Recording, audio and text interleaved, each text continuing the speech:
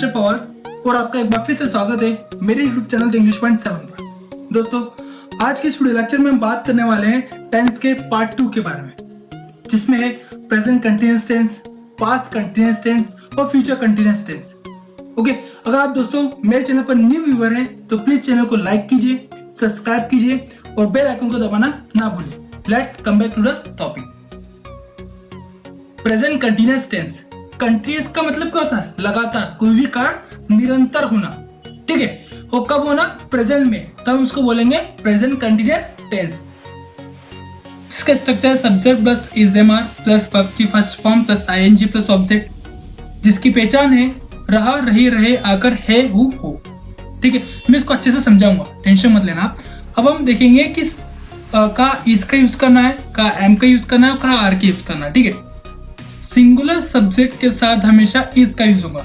He is, she is, it is. ठीक है, singular subject है।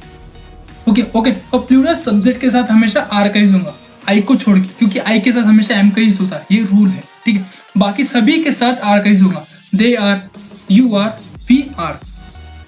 अब हम इसके कुछ एग्जांपल्स देखेंगे। आपको इसकी आइडेंटिफिकेशन याद रखनी है, रहा, रही, आके, है, हुए, और स्ट्रक्चर ध्यान में रखना, subject plus is am are plus verb की first form plus object plus ING plus object. ठीक है, आइए इसके एग्जांपल देखते हैं। वह पत्र लिख रहा है, आखिर में क्या आ रहा है? रहा है।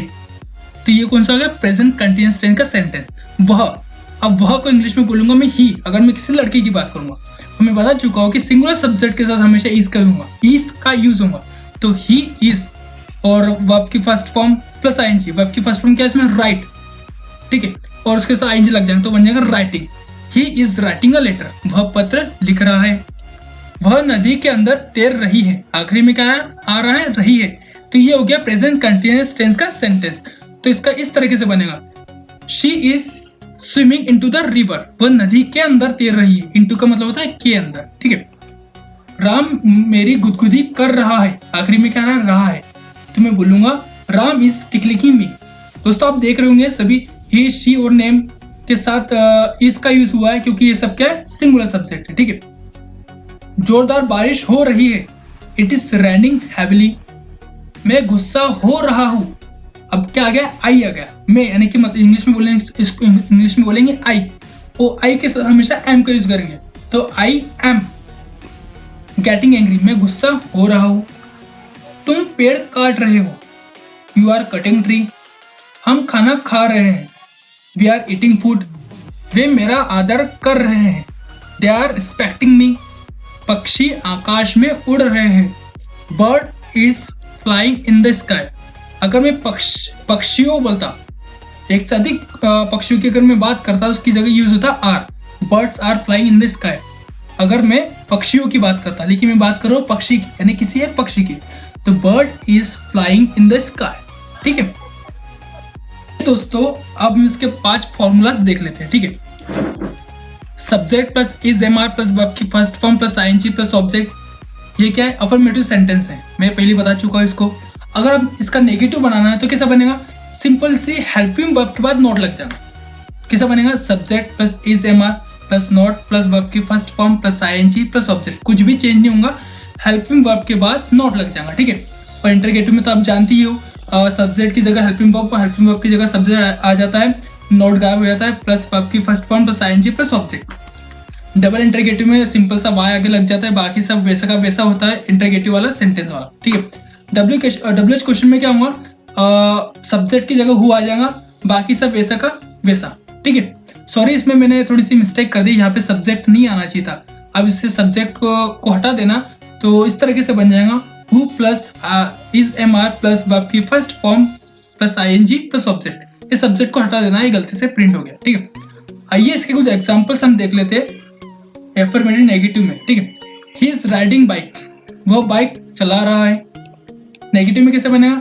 इसके बाद नॉट लग जाएगा, he is not riding bike, वो बाइक नहीं चला रहा है। इंटरगेटिव में सब्जेक्ट की जगह हेल्पिंग वर्ब, हेल्पिंग वर्ब की जगह सब्जेक्ट और नोट गायब। इज ही राइडिंग बाइक, तो क्या वो बाइक चला रहा है? और डबल इंटरगेटिव में सिंपल सा वाई लग जाएगा आगे, why is he riding bike, वह बाइक क्यों चला रहा है? हु इज राइडिंग बाइक, कौन बाइक चला रहा है? दोस्तों, आप क्या जानते हो कि इंटरगेटिव और डबल इंटरगेटिव में फर्क क्या होता है? दोस्तों मैं बताता हूँ, जैसे क्या वो बाइक चला रहा है? मैं आपसे क्वेश्चन पूछ रहा हूँ, क्या वो बाइक चला रहा है? आपको सिंपल सा यस और नो में आंसर देना। हाँ वो बाइक चला रहा है, नहीं तो वो बाइक नहीं चला रहा है। ठीक है, अब डबल इंटरोगेटिव में क्या होगा कि आपको पूरे डिटेल में आंसर देना है। Why is he riding bike? वो बाइक क्यों चला रहा है? आपसे मान लीजिए कोई पूछ रहा है कि वह बाइक क्यों चला रहा है, तो आपको पूरा उसको समझाना पड़ेगा, पूरा डिस्क्रिप्शन बताना पड़ेगा कि वो बाइक सीख रहा है, इसलिए चला रहा है, उसको मजा आता है इसलिए वो चला रहा है। मतलब इसमें डिटेल में हमको आंसर देना पड़ रहा है डबल इंटरोगेटिव सेंटेंस में।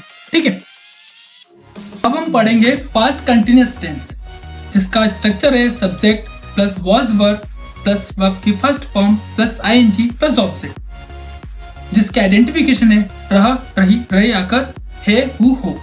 दोस्तों मैंने इसमें बताया नहीं कंटिन्यूअस का मतलब क्या होता है। कंटिन्यूअस का मतलब होता है लगातार, कोई भी कार्य लगातार चलना। जैसे मैंने पिछले इसमें बताया था प्रेजेंट कंटिन्यूअस टेंस में, जिसमें हम प्रेजेंट की बात करेंगे, वो काम कंटिन्यूअस चल रहा है।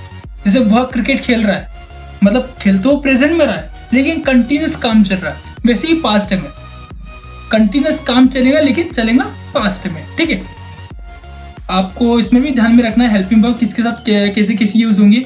सिंगुलर सब्जेक्ट के साथ हमेशा वॉज लगेगा और आई के साथ वॉज लगेगा, बाकी प्लूरल सब्जेक्ट के साथ हमेशा वर्ब का यूज होगा आई को छोड़ के। ठीक है, ही के साथ वॉज, शी के साथ वॉज, इट के साथ वॉज, नेम यानी कोई नाम रहा तो उसके साथ वॉज लग जाएगा, दे के साथ वर्ब लगेगा, प्लूरल है, यू के साथ वर्ब लगेगा, पी के साथ वर्ब लगेगा। ठीक है, और आई के साथ हमेशा वॉज का यूज होगा, आपको ये ध्यान में रखना है। ठीक है, आइए हम इसके कुछ एग्जांपल्स देख लेते हैं। आपको इसका स्ट्रक्चर ध्यान में रखना है subject plus was verb plus verb की फर्स्ट फॉर्म प्लस आईएनजी, जिसके आइडेंटिफिकेशन है रहा, रही, रहे, आकर, थाती थे।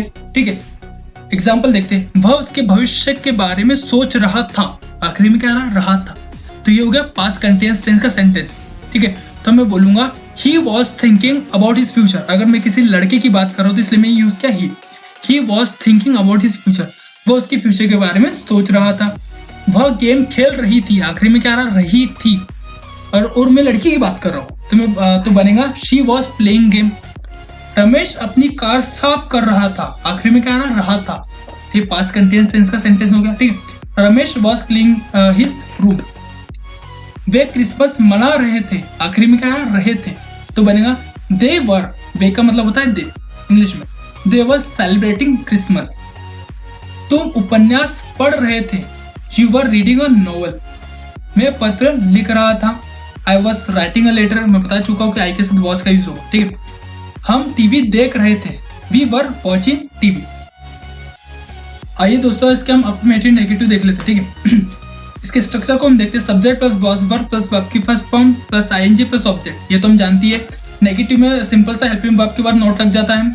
इंटरगेटिव में सब्जेक्ट की जगह हेल्पिंग वर्ब, वो हेल्पिंग वर्ब की जगह सब्जेक्ट आ जाता है और नॉट गायब हो जाता है। डबल इंटरगेटिव में क्या होगा, इंटरगेटिव सेंटेंस के आगे सिंपली वाई लग जाएगा, और डब्ल्यूएच क्वेश्चन में क्या होगा, सब्जेक्ट की जगह हु आ जाएगा। बाकी सब इसमें भी सॉरी मैंने थोड़ी सी मिस्टेक कर दी, यहाँ पर भी सब्जेक्ट नहीं आना चाहिए था, क्या मैंने गलती से सब्जेक्ट लिख दिया था, प्लीज आप इसे नोट मत करना, सब्जेक्ट गायब कर देना। तो इसका आपका स्ट्रक्चर इस प्रकार से बनेगा who plus was verb plus plus verb की first form plus ING plus object. ठीक है, मैं एग्जांपल लेता हूँ। Cats were watching the laptop, बिल्लियां लैपटॉप देख रही थी। Cats were not watching the laptop, बिल्लियां लैपटॉप नहीं देख रही थी। Were cats watching the laptop, क्या बिल्लियां लैपटॉप देख रही थी। Why were cats watching the laptop, बिल्लियां लैपटॉप क्यों देख रही थी। Who were watching the laptop, कौन लैपटॉप देख रहा था। ठीक है, यहाँ मैंने कैट्स की बात की है ना, एक से अधिक बिल्लियों की बात की, तो इसके साथ मैंने क्या यूज किया, वर। अगर मैं सिंपली कैट बोलता तो उसके साथ यूज होता वॉज, लेकिन मैंने यहाँ पर क्या कैट से, इसलिए मैंने यूज किया वर। ठीक है, यह बात आपको ध्यान में रखनी है। अब हम पढ़ने वाले हैं फ्यूचर कंटिन्यूअस टेंस। ठीक है, इसका स्ट्रक्चर मैं बता देता हूँ subject plus will be plus verb की first form plus ING plus object. ठीक है, जिसकी पहचान है रहा, रही, रहे, आकर, होंगा, होंगी, होंगे। यहाँ पर मैंने गलत लिख दिया है हुए, यहाँ पर आएगा होंगा, होंगी और होंगे, मैं इसको ठीक कर दूंगा बाद में। ठीक है, सभी सब्जेक्ट के साथ विल बी का यूज होता है। ठीक है, सभी और सब्जेक्ट के साथ आपको विल बी का यूज करना है। He, she, it, they, you, I, we, सभी के साथ विल बी का यूज होगा। ठीक है, यहाँ पर फ्यूचर कंटिन्यूअस का मतलब क्या होगा, कोई भी काम लगातार चल रहा है, लेकिन कब चल रहा है, फ्यूचर में। ठीक है, तो हम बोलते हैं इसको फ्यूचर कंटिन्यूअस टेंस। ठीक है, आइए इसके कुछ एग्जाम्पल हम देख लेते हैं। वह किताब लिख रहा होगा। वह, अगर मैं किसी लड़के की बात करूं तो मैं बोलूंगा ही, और सभी सब्जेक्ट के साथ विल बी का यूज होगा। He will be writing a book. वह किताब लिख रहा होगा। वह खाना खा रही होंगी। She will be eating food. Ramesh furniture बना रहा होगा। Ramesh will be making furniture. वे संगीत सुन रहे होंगे। They will be listening to music. ठीक है, तुम बाइक चला रहे होंगे। You will be riding bike. मैं उन्हें ढूंढ रहा होऊंगा। I will be finding them. यहाँ पर हु गलती से प्रिंट हो गया, सॉरी। यहाँ पे होगा, मैं उन्हें ढूंढ रहा होऊंगा आना चाहिए, यहाँ पे हु आ गया। हम क्रिकेट खेल रहे होंगे। We will be playing cricket.